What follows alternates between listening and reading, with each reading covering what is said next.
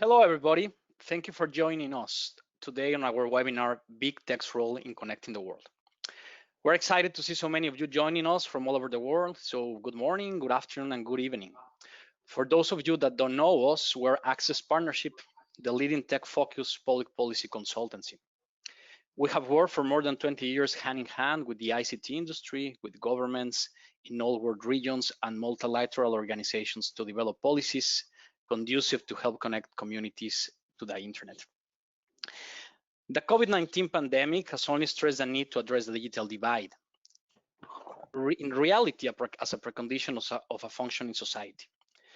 And to be sure, this is not exclusively a problem in the developing world.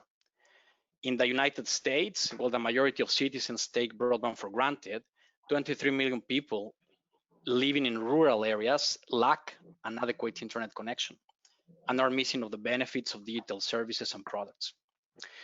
It is in this context that the work of global technology companies, adding up to the work undertaken by traditional players, becomes more relevant, especially as high deployment costs, the absence of innovative and alternative communications networks, and market and regulatory conditions have hindered efforts to expand coverage.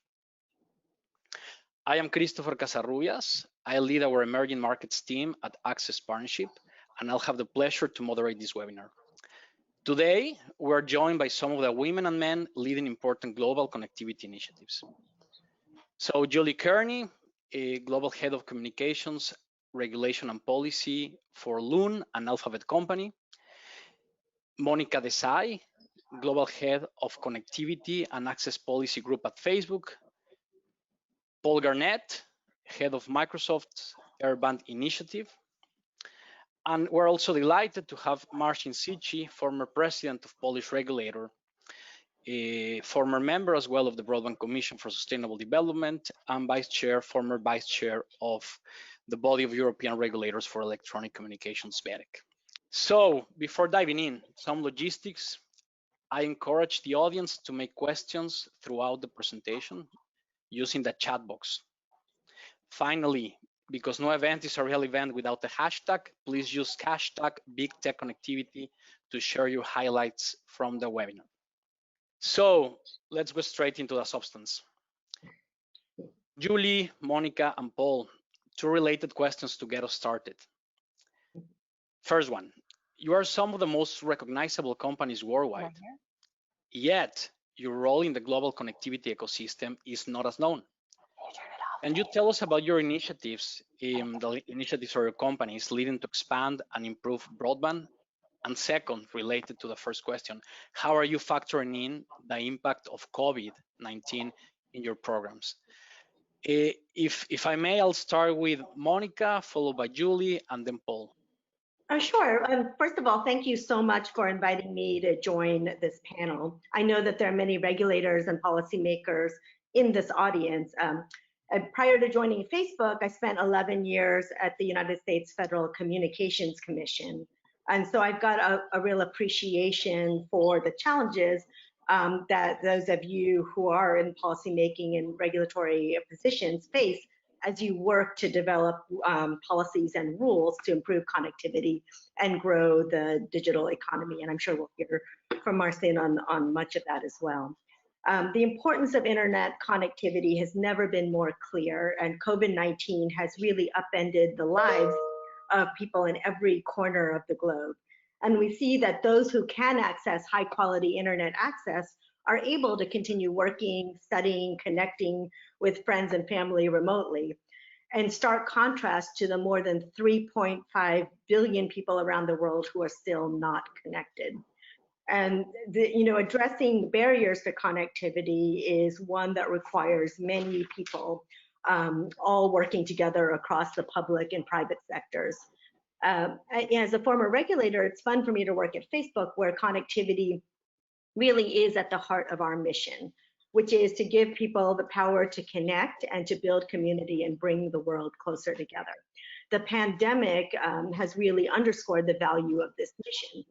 The Facebook connectivity team is a team within Facebook of experts and engineers dedicated to enabling a better and broader global connectivity with the goal of bringing more people online to a faster internet.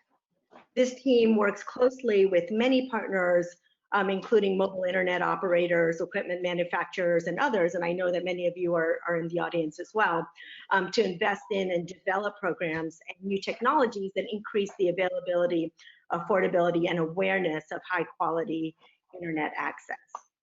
We strongly believe that there's no single technology or program that will connect the entire world, especially when needs vary so widely across different regions and between urban and rural communities.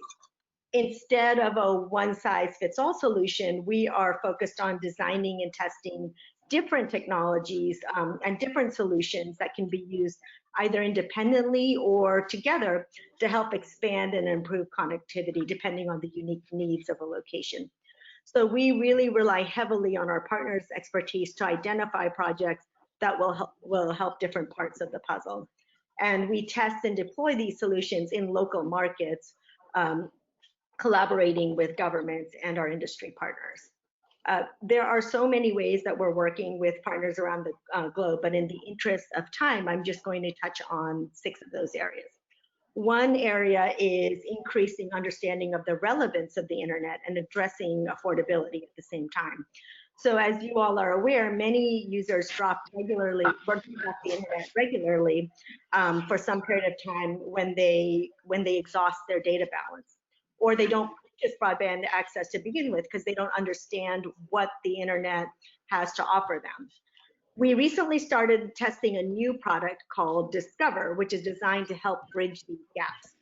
Discover is an app that can be used to browse any website for free from participating mobile operators. Discover supports low bandwidth traffic, so video and audio are not supported when using free data, but all websites are treated equally, including Facebook. A second focus area is increasing access to reliable Wi-Fi connectivity.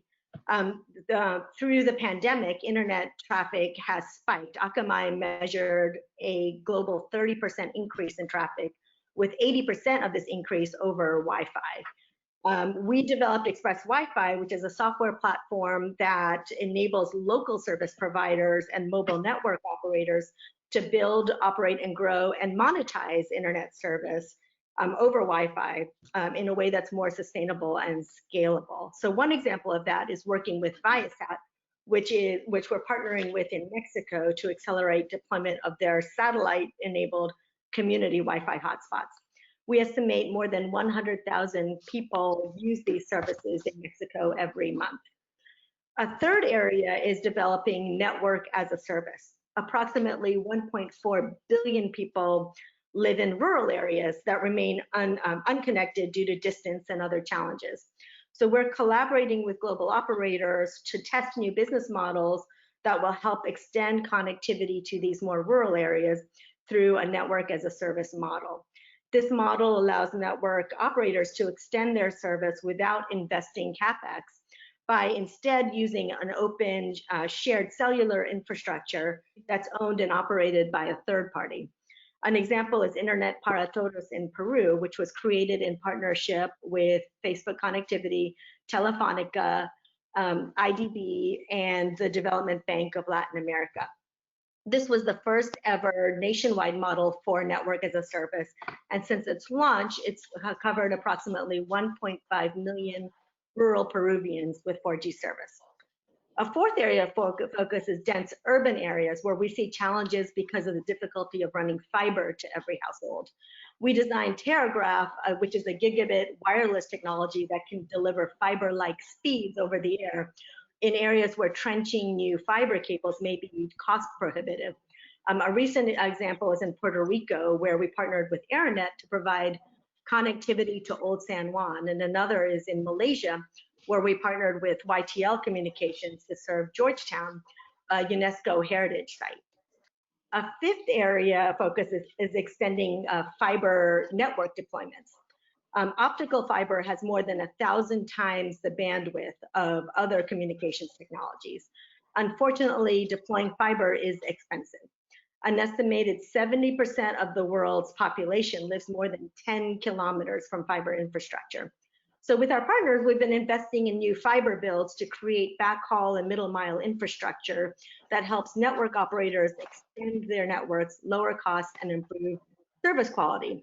A very recent example is our announcement that we're working with leading African and global operators to build 2Africa, the most comprehensive subsea cable to serve the African continent and Middle East region.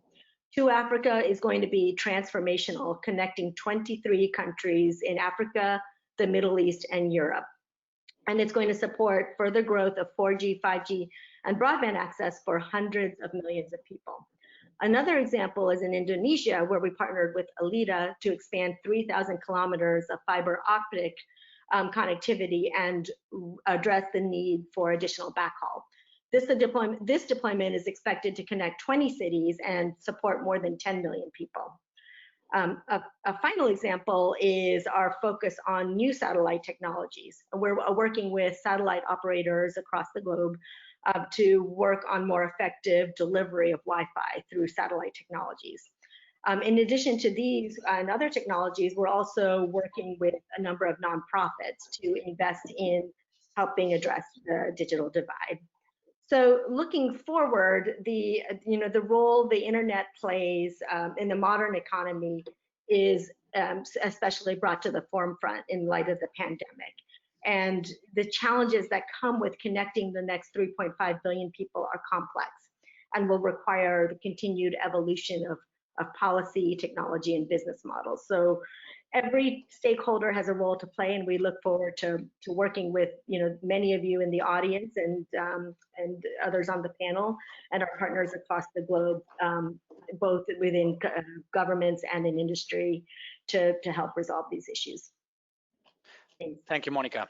Paul Garnett from Microsoft Airband. You have been for almost a decade or more than a decade at the forefront of broadband connectivity development globally. Can you tell us more about your experience, share about your programs, what is next in the pipeline? Yeah, hi. So first of all, thank you, Access Partnerships, for inviting me to participate in this, and thanks to all of you for dialing in from wherever you are around the world. I'm actually in my bedroom in my house in Arlington, Virginia, as I'm sure many of you are in places you wouldn't normally be as a result of the COVID crisis. So hopefully no one will barge in while I'm giving this talk. And as Greg noted, my hair is about 3 months since my last haircut. So like a lot of you, especially the males, the hair is getting long and shaggy. So I run a program at Microsoft called the Airband Initiative, and it's very much focused on digital divide. And seeing what Microsoft can do to help contribute to the effort to close the digital divide globally. We're not a broadband provider. We are a cloud platform and services and devices company. So we're not going to solve this on our own. We really look to partner with internet service providers, energy access providers, just technology companies, other companies and organizations around the world on business models and technologies that have the potential to help bring affordable broadband access to unserved communities around the world. As I said, it's very much a partnership driven initiative and very project oriented. If you look at our projects, really at its base, it's broadband access and it's energy access. It's sort of the beginnings of what is needed for people to get online. And so, and of course the solutions will vary by location. So we're in the United States, where most people have electricity where they live, but they might not have broadband access where they live. We'll focus on broadband access. But if we're in a place like Sub-Saharan Africa or South Asia or Central America, you really can't bring people broadband access if you're not also addressing the energy access issue. Once people have the basics, once people have access to the internet, then the question is, what are the higher layer values that you can bring to that experience? And so another area that we focus on is working in the communities where we have projects with our partners on sort of higher value uses of their internet access. So we've specifically focused on 4 key areas that we see as kind of common denominators in all of these communities around the world. So whether you're in rural Africa or the rural US.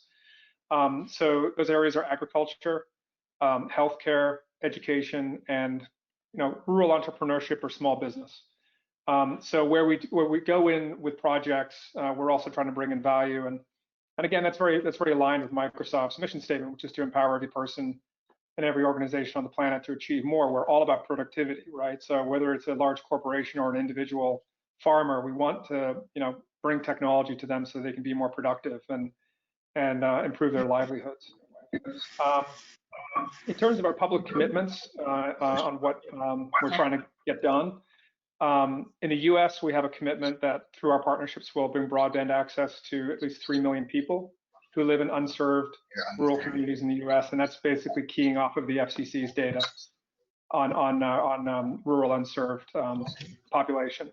And then outside the US, in the emerging markets where we have projects, our goal is to reach over 40 million people with broadband access. And the timeline that we're looking to do that in is between now and July of 2022. So we sort of begun this, the Airband initiative officially in July of 2017, and we have a 5-year period that we're trying to get some significant accomplishments in, and so 2 years to the mark for us in terms of being able to report out on our progress.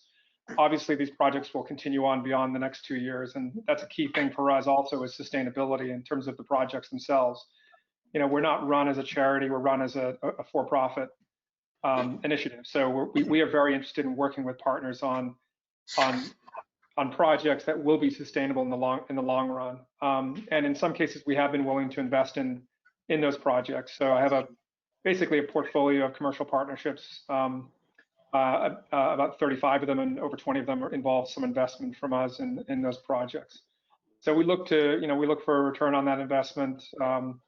And our commitment is that when we do get revenues off of those projects, we will reinvest all those dollars in more projects, which hopefully over time will have a multiplier effect.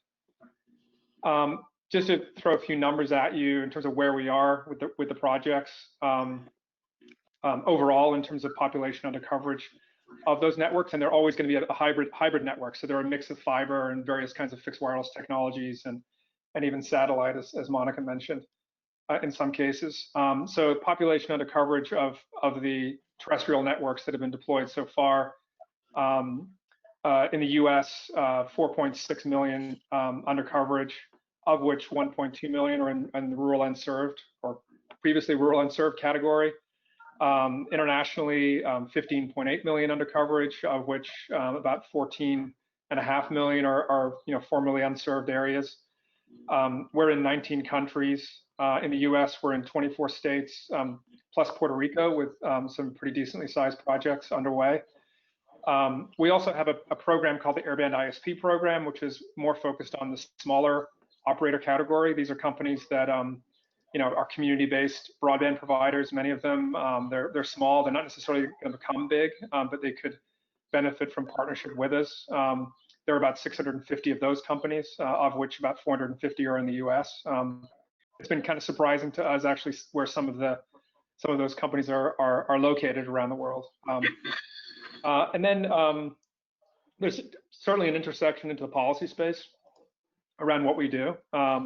So 3 areas that we've particularly focused on are broadband data, spectrum policy, and public funding for broadband projects.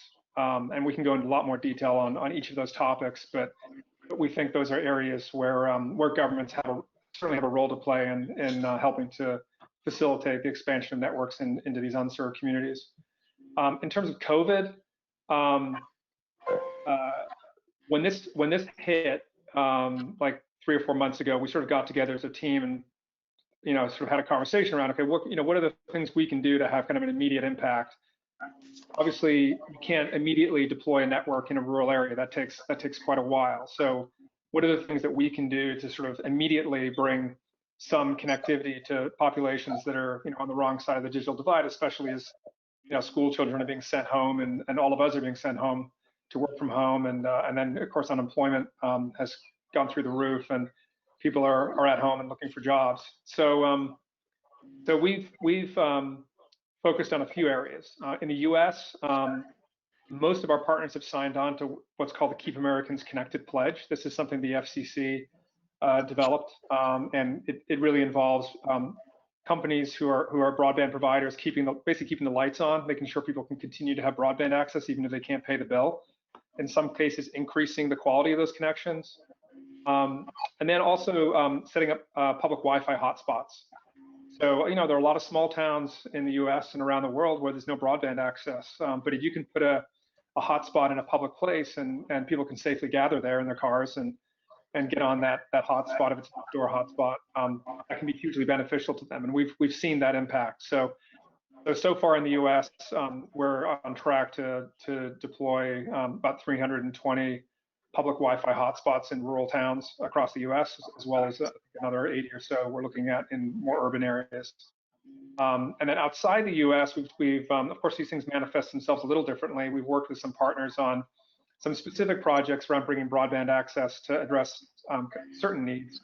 So, for example, in Kenya, with a company called Mawingu, we're bringing broadband access to 80 healthcare clinics across Laikipia County in central Kenya. We're working with a partner, Unserved in Colombia, to bring broadband access to school children home from school. So we're looking for more and more opportunities to help out on COVID, and hopefully we can have an impact, and then at the same time deal with the longer term challenges that we all face. So with that, I'll pause, and thank you very much for this opportunity. Indeed, Paul, thank you. Julie Kearney, we finally have you here. We had some technical issues, some technical issues before starting the webinar. I'm very glad that you were able to make it and that the audience can see you. So let's go with you now to talk about Loon. Yes, can you hear me, most importantly? Oh, yeah, that's terrific.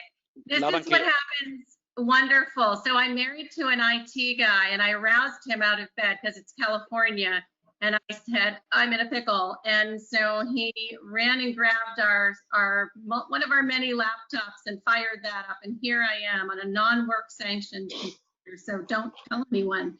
So hello from California, and thank you, Christopher, and the whole Access Partnership team for having Loon today. I'm delighted to be here with my longtime friends, Monica, Paul, and Marcin. I'd like to tell you all just a little bit about Loon, because for some of you, we may be a complete new service to you, or you've never seen us, and sometimes the visuals are a little helpful. So I'll go through my slides very quickly at lightning speed.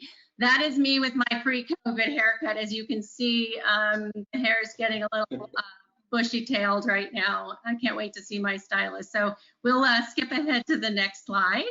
Okay, we're going to give a quick overview, and we'll skip to the next slide. Who are we? We're a commercial business. We're a subsidiary of Alphabet, a sister of Google. Prior to becoming Alphabet, an Alphabet sub in 2018, we were part of Google X as one of its moonshots. Our mission is to connect people everywhere by inventing and integrating, I love this word, audacious technologies. What does that mean?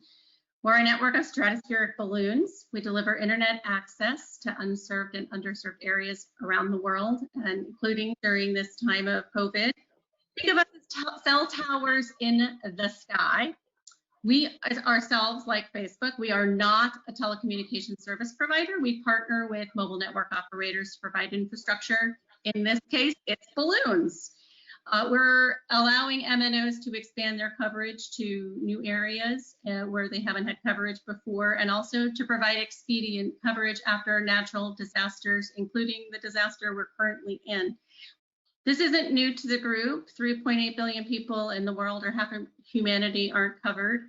And we found that terrestrial infrastructure is harder to deploy, and it's not cost efficient in many places. So they're missing out on IoT and life-changing technologies in many areas, and that's where we come in. We are launching our new system in the stratosphere, and the stratosphere is indeed the new frontier. I think it sounds a bit like a Star Trek catchy tagline, but we are providing a middle ground between terrestrial and satellite. This is a photo of one of our balloons after launch as it's heading up the stratosphere. I said I was going to go fast. I'm not going to leave you wanting. This is how Loon works. And in order to connect people, we basically designed parts of the essential components of a cell tower so they can be carried by a Loon balloon into the stratosphere about 20 kilometers above the Earth. This is well above airplanes and wildlife and weather events. Our payload includes both access and backhaul antennas. And on the access spectrum side, our LTE payload can cover about 11,000 square kilometers on the ground, extending the networks of our partner MNOs. And then for the backhaul piece, we use a mesh of E-band links. We've been able to cover, we've been able to establish a link of 4,000 square kilometers with 20 balloons. We'll go to our next slide. This is our balloon. It's not your, this is our balloon. It's not your everyday party balloon. We use a custom designed polyethylene material to withstand the harsh conditions in the stratosphere. It's about the size of a tennis court. If you come visit us in California, we'll give you a tour. We launch our balloons from 2 sites in Nevada and Puerto Rico, and our balloons reach places in the world by navigating the stratosphere through powerful machine learning technology. We are a sister of Google after all, so you would expect that we would have a lot of powerful machine learning. In the stratosphere, because the winds are at different altitudes, we're able to navigate up and down using the winds. We have more stratospheric data than anyone in the world, and we are using autonomous decision-making algorithms to help the balloons navigate. Again, a sister of Google, you would expect that from us. And by moving with the winds, we're able to cluster the balloons and arrange them to provide periods of connectivity over a defined area that we define together with our MNO partners. So one balloon moves into place as another balloon moves out. This is our flight system. That's our payload. And we have solar panels. We're totally self-sufficient. We use no power from the ground. Solar panels, we have antennas to carry the signals from the system to the Loon system, to the internet infrastructure. On the ground, we have transceivers, of course, for our signals for LTE. Flight capsule, which I think looks a bit like a beer cooler, but it's a lot more high tech than that, but it did start out as a beer cooler. And of course, we have a parachute for when we safely land our balloons down to Earth. This is a picture of the mesh I talked to you about earlier, our 20-link mesh over Peru. These are a few brag points for us, 1 million flight hours since 2013. We've navigated over 14 million kilometers around the globe. And now this is the one I think you're probably mostly interested in. This is our disaster recovery toolkit. We're weather resilient because we're in the stratosphere. We're power resilient because we're self-sufficient. We can deploy rapidly. From the time of an incident, we can deploy within about 72 hours. If we have our balloons, usually if it's a hurricane, we have some advance warning, so we're able to pre-position our balloons. And then we use standard devices, standard LTE handsets. A consumer with their SIM card from their MNO can attach to our service.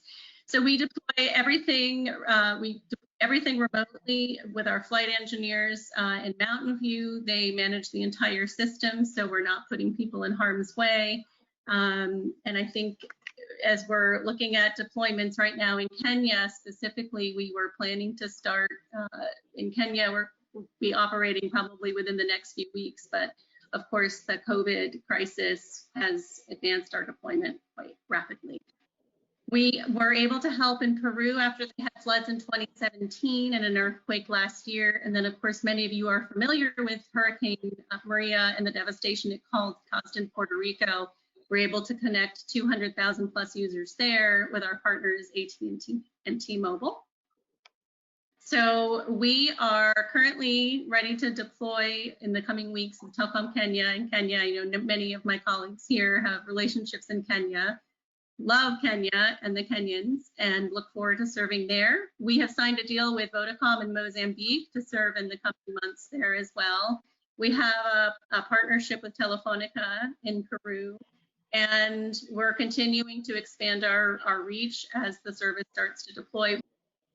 We also have signed a deal with AT&T that extends our reach to their 200 plus roaming partners around the globe. And that's of course particularly important with disaster prone area in the Caribbean. It's going to be a terrible hurricane season. And if we need to deploy, we'll be able to, we're now fully integrated with the AT&T network to deploy there as well. I think that is my last slide. We'll go to our, oh, these are just a few little items. So we are very well poised to help in terms of COVID response, disaster response. We're eager to work with regulators around the globe. I know my colleagues here have other solutions that are really excellent, and we're prepared and happy, and partnerships with telcos and regulators are really important. Happy to talk a bit more once the questions open about regulatory roadblocks and gates that are helpful to overcome to deploy services like ours. Thank you. Thank you so much, Julie. Speaking about regulators, we are happy to have Marcin Cichy that will complement from a different angle. Warming with your Marcin, with your hat of a regulator still warm. Would you provide your insight on the work that BEREC, that the body you're familiar with, is undertaking to precisely incentivize innovation in communications networks, and to this extent, you know, how tech industry and governments can work more effectively?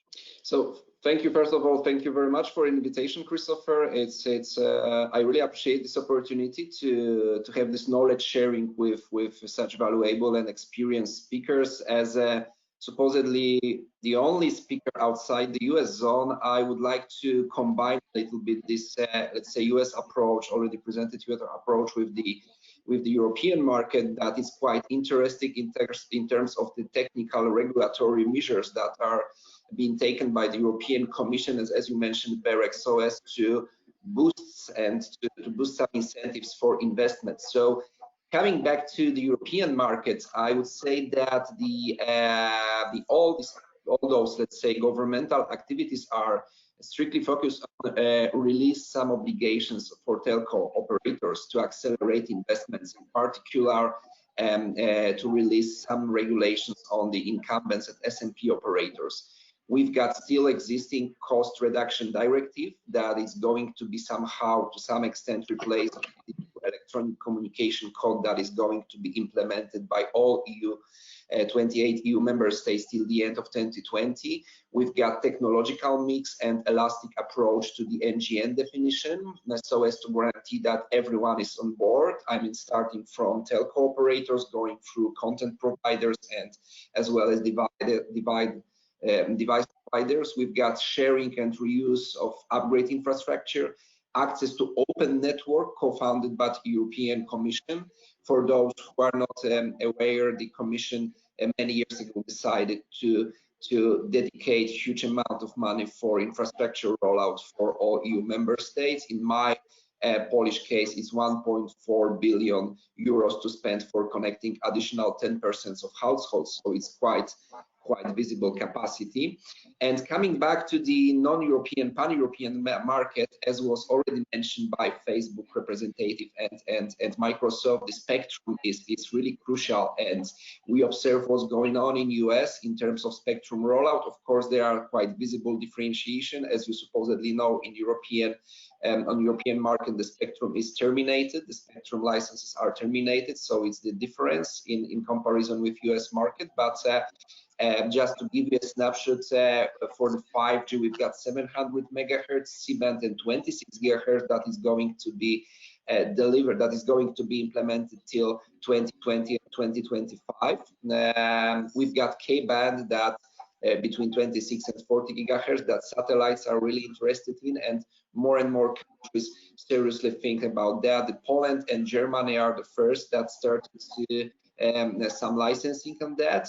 And of course, we've got already mentioned Facebook initiative approved by the Federal Commission, FCC, to add 6 gigahertz band for Wi-Fi. If I'm not mistaken, it's called Wi-Fi 6.0 initiative. So devices which is in line with the content providers' expectations, but it's a little bit aside the outcome from the last ITU WRC 2019 conference. So that's what is in front of us, especially in front of Europe, how to make move and speed and to combine the satellite and US content providers' expectations with, let's say, the former, I don't want to say old-fashioned, but still former European Commission approach in terms of the spectrum distribution. When it comes to the outcome, it's also quite interesting to advert that the Commission is really into some technological synergy, which is between ICT, energy, and logistics that seems to be a flywheel for fourth industrial revolution. And as was mentioned by Paul, of course, healthcare and becoming worldwide the Green Deal initiative. That's what is really what is really important right now. You mentioned, Christopher, you mentioned about the BEREC outcome. So in May, the upcoming BEREC chair 2021, Michel van Bellingen, underlined the need for connectivity and fiber network rollout in Europe, as well as the upgrade of digital infrastructure. As you supposedly know, till the end of 2020, BEREC will deliver over 11 guidelines regarding separate, let's say, branches of telco markets, guidelines of consistent application for co-investment criteria. What is quite interesting for the content providers, the European regulators will be granted with this ability, with this privilege to investigate, to monitor the OTTs. It's the first time in history that they were granted with such kind of possibility, and also the guidelines regarding the cooperation, how it's called, with the let's say competent authorities will be taken into consideration, which means that in this regulatory decision-making process, other authorities than the telco regulators will be allowed to join the club and to cooperate. I mean, the competition, the GDPR, and the others. So that's what's going on right now, and I think that of course the quality of service is also one of the crucial issues for the end of this year, and it's strictly in line with the net neutrality regulation. Remember that the European approach regarding net neutrality is a little bit aside to what is presented by the FCC for the US market. So that's also really interesting how the Commission and the European market will follow this, let's say, this way that the FCC decided to use 2 years ago, if I'm not mistaken. So that's as a short, let's say, brief introduction what's going on right now, and I'm ready and waiting to find out about the other, let's say, point of views. And that's all from my side right now. Thank you so much, Marcin, and thank you all of you for keeping within the time limit roughly. You touched on very interesting points, Marcin. Net neutrality, we will have the opportunity to talk about it further down the line. I will move on with a question for Paul and Monica. Speaking about the spectrum, you know, Microsoft and Facebook, in my view, have been pretty neutral about the technologies they support to connect people. You just mentioned on different wireless technologies, fiber, satellite, etc.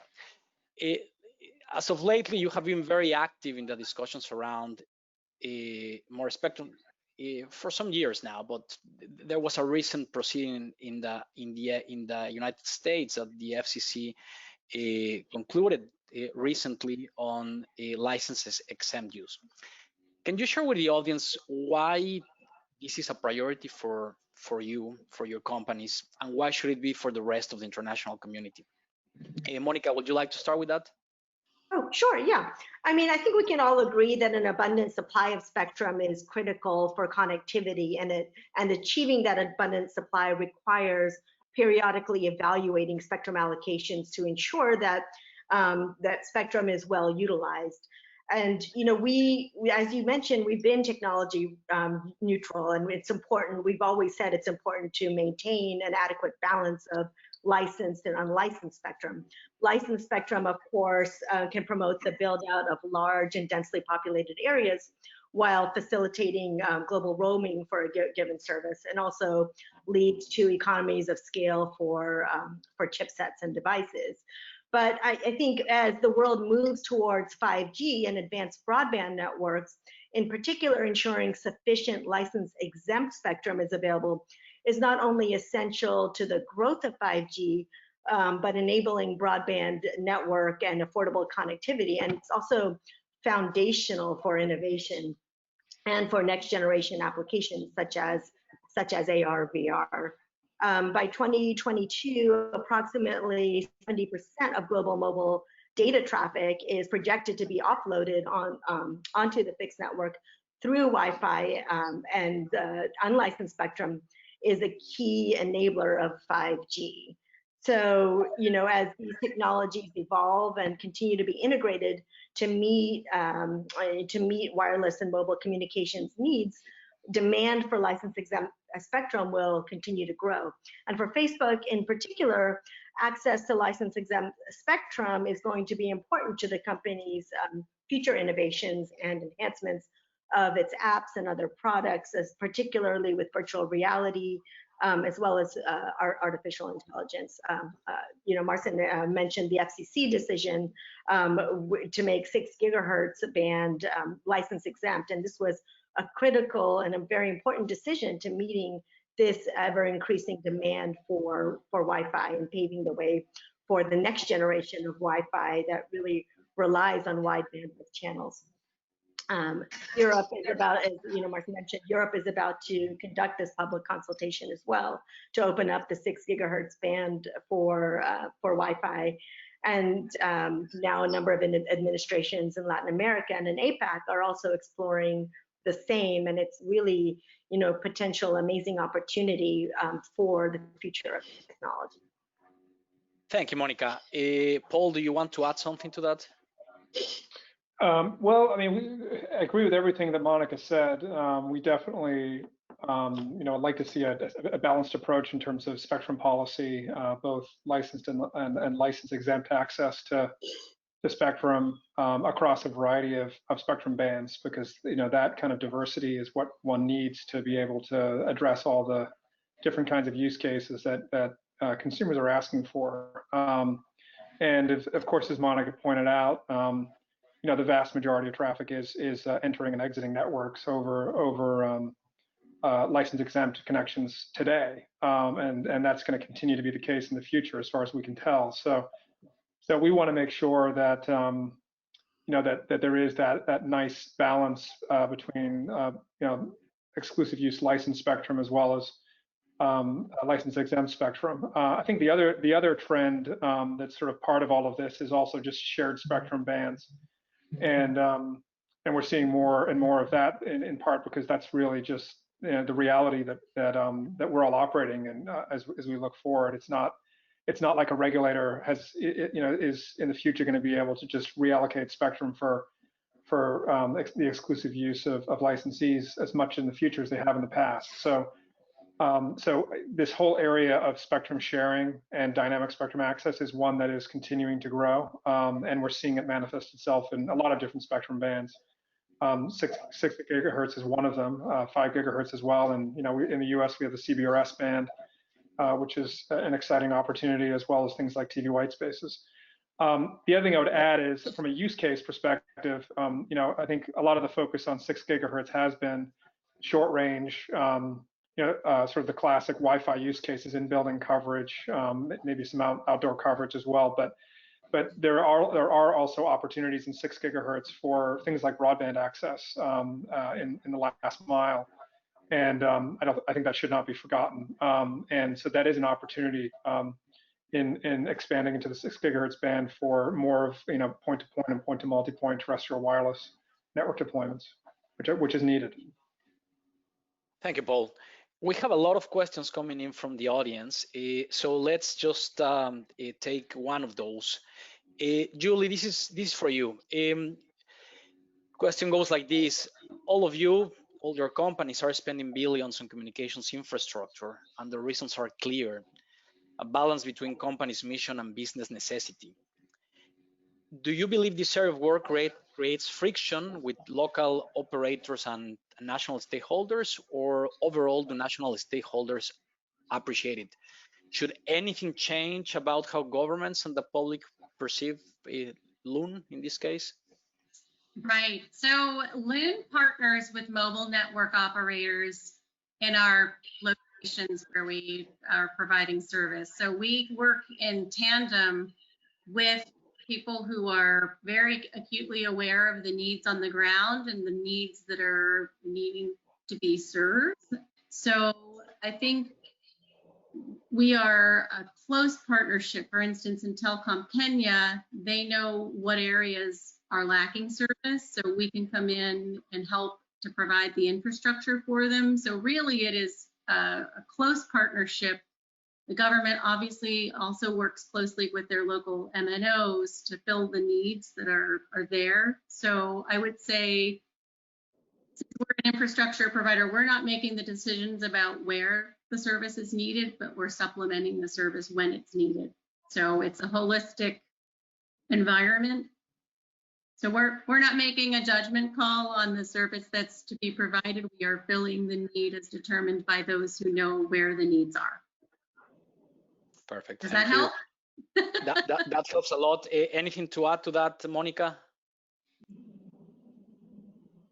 Oh, sure. Yeah, at heart, we are a partnerships company. And so, yes, we do sometimes have friction, on the policy side. We sometimes take different positions on different issues. But at heart, we really, across the globe on the business side, we work with literally hundreds of partners, all types of partners, telco operators and local entrepreneurs and ISPs. And, it's really, I think there is a real sense that we need each other. Like it's a mutually beneficial relationship between our companies and network providers. Okay. Yeah, and I would just add from our perspective, absolutely, local partnership is critical for our projects. With local internet service providers and other companies who are bringing solutions into these communities, we're not going to show up and, parachute in and be able to, know everything on the ground and be able to be the provider of that access. So that local partnership is critical. And one of the things I really love about, what we do is that local partnership and what we can do to help grow these companies and make them more successful. And become large network operators in the markets where they've started. And then on the data center side, again, it's the same thing. I mean, if you look at, let's use an example of South Africa, where we have some pretty decently sized data centers now.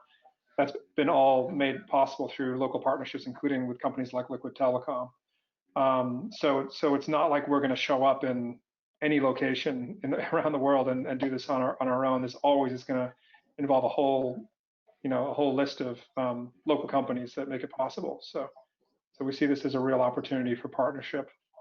Thank you for sharing that. So there is actually one follow-up question on that from the audience as well on effective partnerships. Again, Paul, Julie, Monica, can you share your reflections on what an effective partnership consists of? Taking into consideration what you just mentioned, local communities, working with SMEs, obviously local authorities. If you can provide examples of that, perhaps on the work you've done, that's I think what the question is asking for. Well, sure. So for us, thank you. So for us, these are like classic business partnerships, right? So these are partnerships with companies where we are absolutely aligned with them on our goals, and our incentives are aligned. We have trust with each other. We believe in the companies themselves. We believe in the individuals who run those companies. We believe in their business models, and they likewise, we hope, feel similarly about us. I think where you have that kind of alignment on all of those facets, that makes for a successful partnership, whether that's with a company or even with a public agency or a not-for-profit or a government. That's just critical. And so that's really for me, those are just, and they're just very basic, but those are the ingredients and what makes for success. And of course, there are instances where that alignment doesn't exist, and we often turn down opportunities to do projects in places where we don't see that, or there have been partnerships that I've had that haven't worked out because of some of that. And to echo Monica. what Paul said, yep, sure, thanks. And to echo what Paul said, I mean, we work closely with our partners to make sure that we also have an enabling regulatory and policymaking environment as a precondition to achieving these partnerships. And a really great example of that is with Internet para Todos in Peru, where we worked with hand in hand with Telefonica and with the Internet to work, and the Internet and the International Development Bank and CAF, to make sure that we were able to pave the way for a flexible regulatory environment to allow for network as a service. And we work closely with our telco partners in many parts of the globe to facilitate that the type of regulatory environment that will incentivize more infrastructure development and deployment. Can I add? Please, Julie, go ahead. Yeah, I agree with wholeheartedly with what Monica and Paul have said. And the partnership extends not just from the business and regulatory side, but also the engineering side, where we're integrating networks and we're being ground stations into countries. So it is a very broad definition of partnership that begins when you make that first entree on the business side, that extends after the regulators have given their blessing to continuing the service. So I want to emphasize that it's every aspect of the company has to be in lockstep with the partner, and we've had a lot of really good success in that realm as well. Okay, let's go with Marcin to provide a perspective and a different perspective on Marcin, from a policy making perspective. What policymakers need to see from proponents of innovative solutions to put, how to call it, legacy views aside, regulatory barriers down? What rings a bell? Well, we have no excuse that the ICT branch seems to be one of the most beneficial when the COVID-19 pushes up internet use 70% and streaming more than 12%, and that's quite difficult let's say in relation to other branches that were strongly affected, negatively affected by the COVID. But what is really important, and what seems to be the let's say the value added from the, as you mentioned, movers and shakers point of view, is that we really need good cooperation, not only on the local level, as Paul said, but also with the other participants of the customer value added chain. I mean, the telecoms, the service and infrastructure providers, as well as the OTTs. And what's more, to follow best practice, like, for example, joint statement from the Commission and BEREC on coping with the increased demand for network connectivity due to COVID. It was the first time in history that in March, the European Commission and the board of, let's say, regulators decided to avoid network congestion. I mean, traffic management, steering, and the quality of even quality of service decrease. And this works, and it showed that there is a common position and understanding between all stakeholders, I mean the private sector and the regulators, and so we need the OTTs and telcos to hand in hand cooperate with so as to let's say to bring us to the KPIs delivered by that should be delivered by 2025.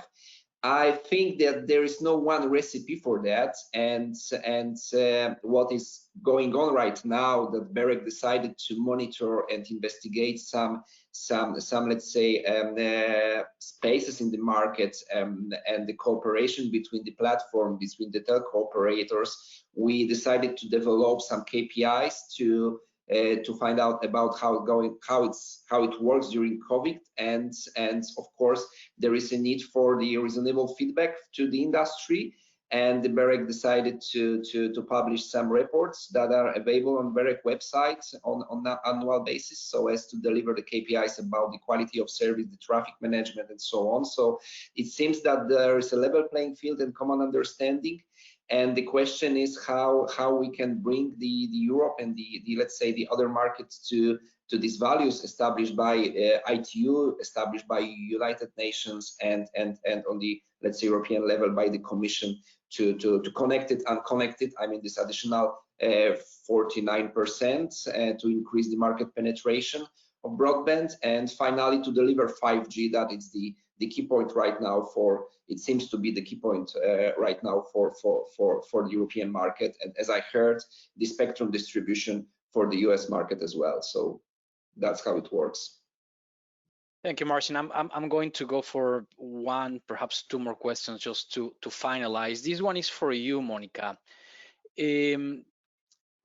Despite the benefits that can be associated with programs like Free Basics, some critics have claimed that this type of zero rating programs violate net neutrality principles, represent digital colonialism, etc.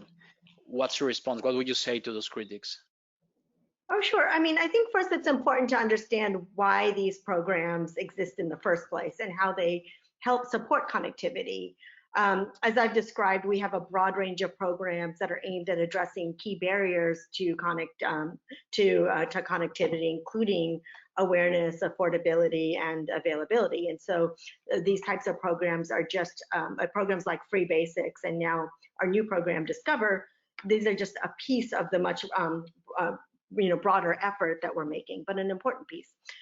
Even in areas where internet service is available, many people remain underconnected and drop off the internet regularly when they exhaust their data balance. And other people just don't understand the value of using internet, and so they haven't, because they haven't experienced the benefits, and so they just don't see the need to pay for that.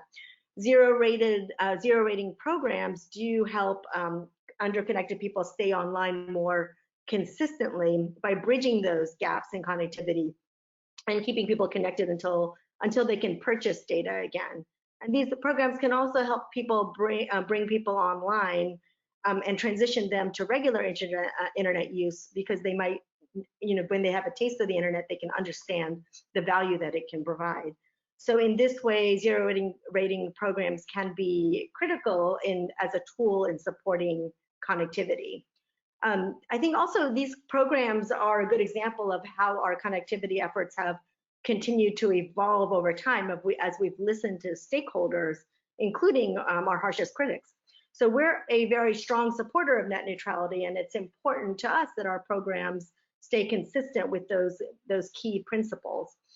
In response to the initial criticism that you described, we changed our original Free Basics program to make it an open platform so that any developer can include sites on the platform as long as they meet the technical criteria. So as you've seen, we've recently announced trials of Discover, which was developed specifically to incorporate that feedback and recommendations from civil society organizations. We've made it so that people can use mobile web and Android apps to search and browse any website on the internet using the daily balance that they have from their mobile operator. Free Basics has already helped to connect millions of people in more than 55 countries, and as Discover tests in initial countries, we're hoping to replicate that success, and we hope that we can continue supporting more consistent connectivity for people around the world going forward. Thank you, Monica. Julie, Paul, almost to wrap up. We have many regulators in the audience. One plea, one question for them, one request. What would that be? Julie, do you want to start? Go. Nice one, Paul. It didn't work. I mean, I think that for me, the issue is really this: regulators really hold the key to unlocking markets. And one of the things that I've learned in my career about innovation is that innovation cannot be mass market, especially in this space, if not for regulators enabling it. And so there are so many technologies that are out there already that are ready to go and could be used to address these challenges around connecting the world. But no consumer is ever going to be able to take advantage of them if regulators don't put the regimes in place that allow people to take advantage of these technologies and for operators to be able to use them to deliver services. So I think it's just really important to just stress that that the solutions are readily available. It's just that we need to work together, industry and regulators and civil society, to open up these markets through regulation. And I think we can address these challenges. They are definitely readily achievable. Anything to complement, Julie? Yes, I would love to. Paul and I have known each other for 25 years now, so we speak the same language as well. I would like to emphasize the ITU talks a lot about inclusivity, and I would say as part of this inclusivity, to echo Paul, embracing new technologies, looking at the end goal, which is to connect the unconnected and to bring services that are currently unavailable or enhancing services. So I think regulators, knowing that we're all trying to reach the same end goal and paving that path to make our ability to serve happen, is where we think we should be. Okay, perfect. So my takeaways, the importance of partnerships with local communities, with local authorities, obviously, and looking at the sustainability on the long term of those partnerships. The importance of complementarity in the use of technologies. No one size fits all approach. It's another one that important message that I think you all share. And one comment by Paul, I think I'll close with this one. It's not access to the internet a problem by the sake of it. We have to make it meaningful. We have to talk about the higher value uses of that access. And I know that your companies are working on that as well. So with that, I thank to my panelists, Julie, Monica, Marcin, and Paul for their insight. And obviously, I thank to the audience for tuning in for their questions. And until the next one, thank you very much.